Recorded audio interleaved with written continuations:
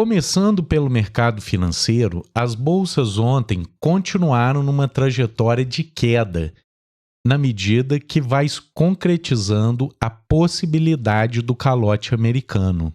Outra notícia negativa nos mercados globais foi que a inflação inglesa vem mostrando uma resistência à queda, com uma inflação bem acima do que era esperado. E isso se reflete, como a gente pode ver no gráfico à direita, que as taxas de juros de curto prazo nos Estados Unidos, sobretudo nessa perna final, que mostra esse salto repentino, numa trajetória que no início do ano vinha sinalizando até uma queda em linha com a expectativa da queda de inflação.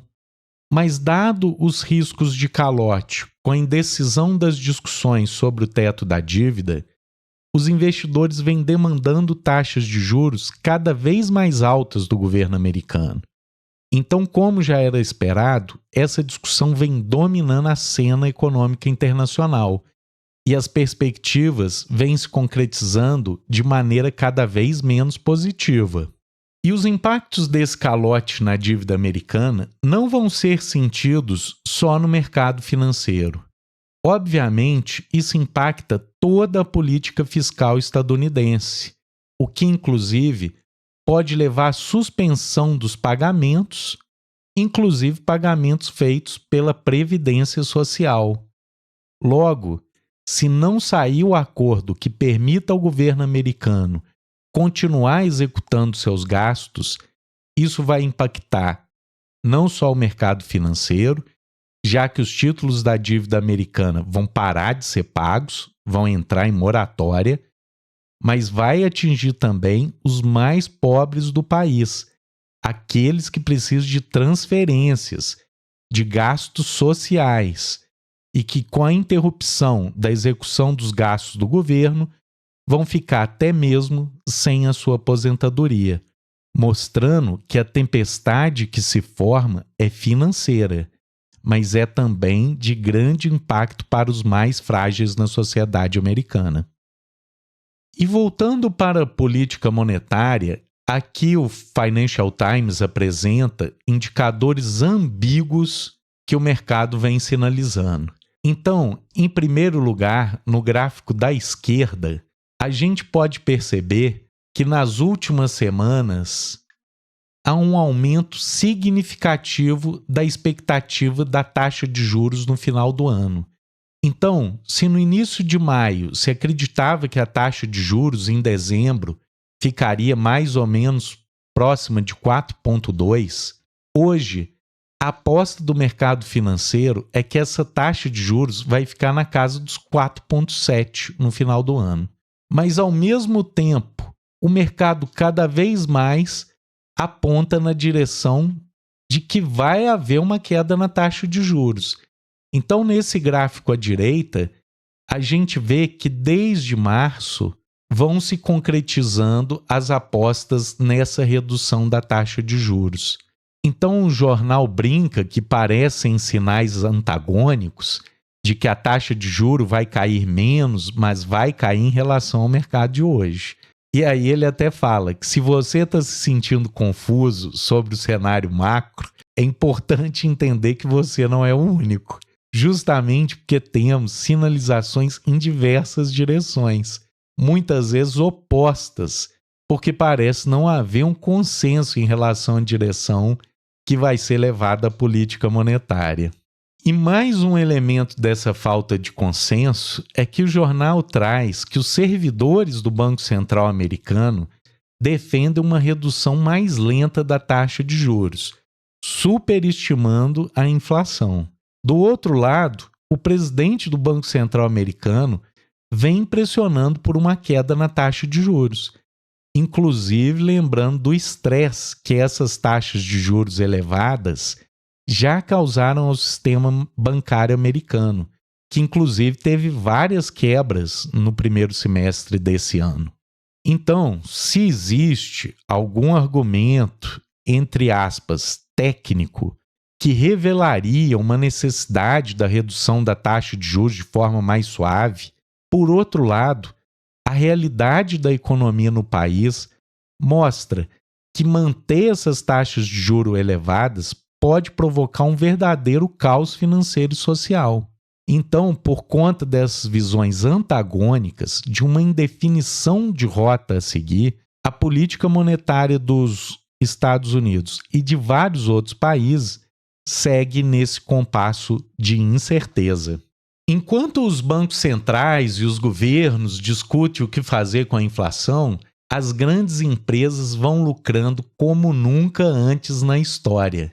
Só no primeiro trimestre desse ano, as maiores empresas públicas, ou seja, aquelas que têm ação em bolsa, divulgaram um pagamento recorde de dividendos de 326 bilhões de dólares em 3 meses.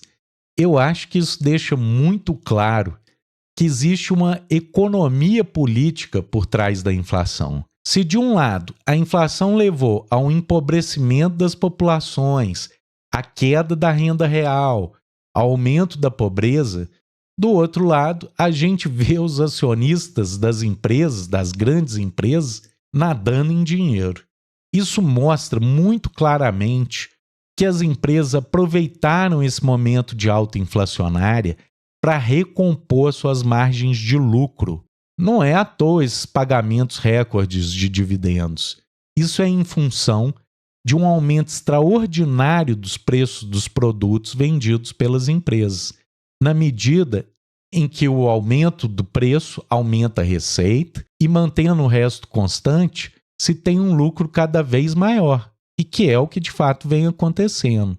Então, muitas pessoas usam até a expressão greedflation, que seria uma mistura da palavra ganância com inflação, para dizer que o fenômeno inflacionário recente é explicado por essa disputa de quem fica com excedente econômico e, obviamente, tem pendido para o lado dos empresários nesse último ciclo de alta inflacionária. Então, na velha espiral salário-preço, a gente está no momento em que os empresários recompuseram as margens de lucro, estão ganhando mais do que nunca, a despeito de uma queda na renda real do trabalhador. E eu espero que esse argumento ajude no entendimento de que a inflação não é uma questão técnica, um modelo matemático que define o que é melhor para o país. Não. A inflação é um fenômeno social, de disputa pela apropriação do excedente econômico. E fica cada vez mais claro que o fenômeno atual vem sendo usado pelos empresários para recompor suas margens de lucro a despeito da queda da renda do trabalhador, para encher o bolso dos acionistas de dividendos. A gente falou do ouro uns dias atrás, eu só queria mostrar mais um dado para confirmar o que a gente já tinha discutido. E esse dado mostrando aqui o aumento da participação do ouro nas reservas internacionais dos bancos centrais. É cada vez maior a participação do ouro nas reservas, tanto dos países envolvidos quanto dos países emergentes, mostrando que essa diversificação dos ativos das reservas dos bancos centrais com a intenção de diminuir a exposição ao risco do dólar. Indo para a política americana, ontem o Ron DeSantis lançou a sua corrida presidencial num evento que contou com a presença do Elon Musk, ou do Elon Musk, como diria o nosso deputado Paulão. Então a expectativa era fazer um show tecnológico com apoio do magnata da tecnologia, o herói do anarcocapitalismo, o visionário que vai levar a espécie humana a desbravar o sistema solar. E eles não conseguiram fazer uma live para o lançamento dessa candidatura. Então deu um monte de problema na live, que acabou num evento flopado e que foi uma verdadeira comédia de erros.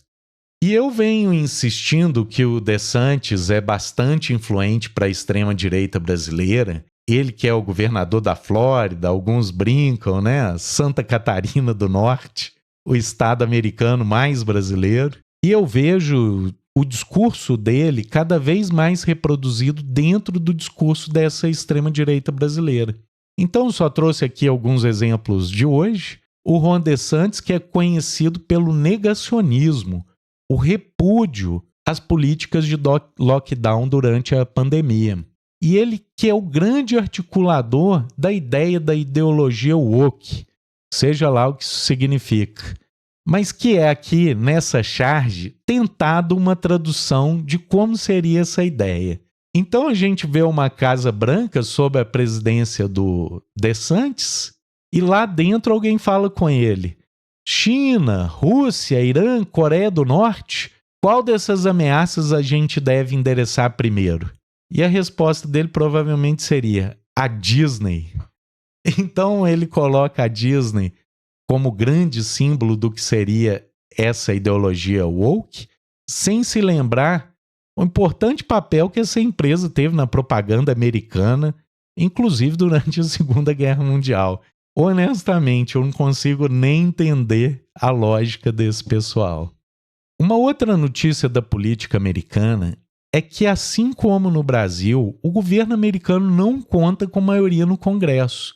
E isso é usado o tempo inteiro para sabotar as propostas de política do governo, como esse programa de alívio de dívidas estudantis.